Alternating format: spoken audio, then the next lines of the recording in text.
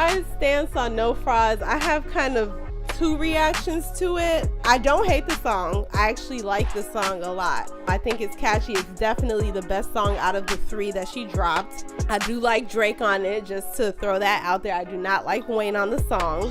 I don't hate the song, but at the same time, I don't like it for certain reasons. So here's why. I don't like the song as a diss record because, one, she shouldn't have had any features on it. You know, this is a beef, like this is serious stuff. Remy came for your life all by herself. Whether Pap rumored to write it or not, nobody's caring about that. Nobody's talking about that. Like, she was by herself on the song. It wasn't featuring Pap, it wasn't featuring other New York artists. So Nicki, you need to kind of play on the same level playing field. That's how I feel. Shouldn't have had features on it. 2, she should have gone much harder.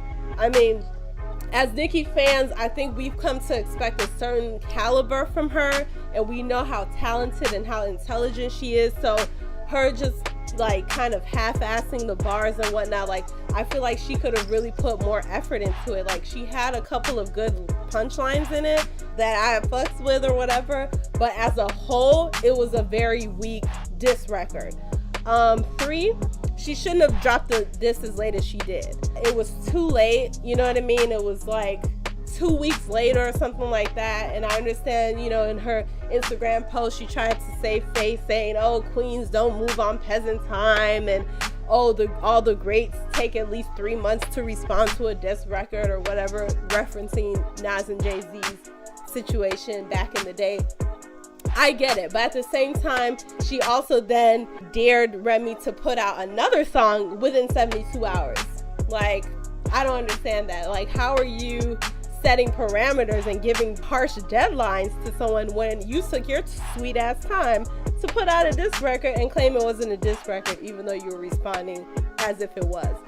So that's like my whole thing with it. So overall, I think it's an above average single. I think if she would have just put out No Frauds, like, it has nothing to do with Remy. It's just like, hey, first single of 2017 type of thing. Like, it's a pretty decent song. Like, it's definitely not my favorite, but I feel like it's a good catchy song. The beat is good and all that. She is saying some good bars or whatever, but as in terms of it being a diss, which it is, because she decided to respond to Remy, she purposely, the content of what she was saying was in reference to what Remy said on Sheether. So that does make it a diss record. I can interject. What makes you think it's a diss record? I think it's a diss. Right. The reason I think it's a diss record is because she made that decision in her verse on the song to answer to some of the things that Remy had said. She specifically responded to some of the things that Remy had said and proceeded to insult Remy on mistakes that she's made in the past, the same way Remy insulted her on Sheether.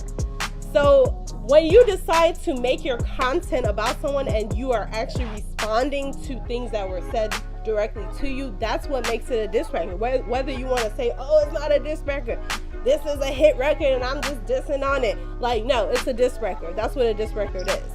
Yeah, I mean, the only thing that I would say about this record is, like you said, I don't like the fact that she had features on it. But as far as, you know, what she's saying in it and how she went about it, I 100% respect her for that. Okay.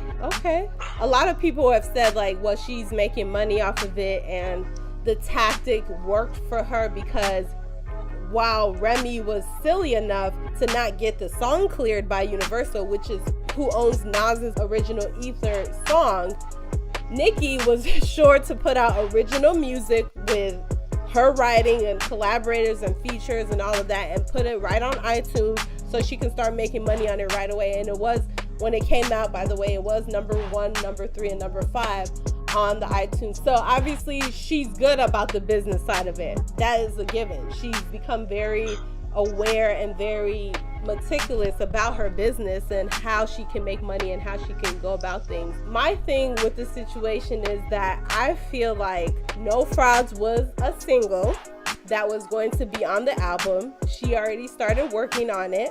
Once Sheether hit, she decided to go back and change her verse. Like, I feel like this song has already been done. It makes sense, because why the hell would Wayne and Drake be on the diss track? Just think about it. Nicki was in Paris. she's like, oh shit, like Shether is a big fucking deal. Motherfuckers are still talking about this shit days later. It's not dying down. I really don't feel like putting out a real diss record because I just don't feel like it. I have shit to do. I think the strategy was genius, like killing two birds with one stone. One, she already has the track laid out. She has her features, she has the production, the mastering, everything is done. And all she had to do was go in and change her verse and then put it out so that it's one, she's responding to Remy. So she's giving the people what they want. Everybody, this is all they care about. Is she gonna respond? Is she gonna respond? She's staying too quiet. She's being scary. So responding was like the most important thing. So she did that, check that off the list. On top of that, it's getting her name back into the media because she's putting music out and she's gonna make money. So it's a win for win situation. However, the only problem that I have about it is that she carried it out poorly.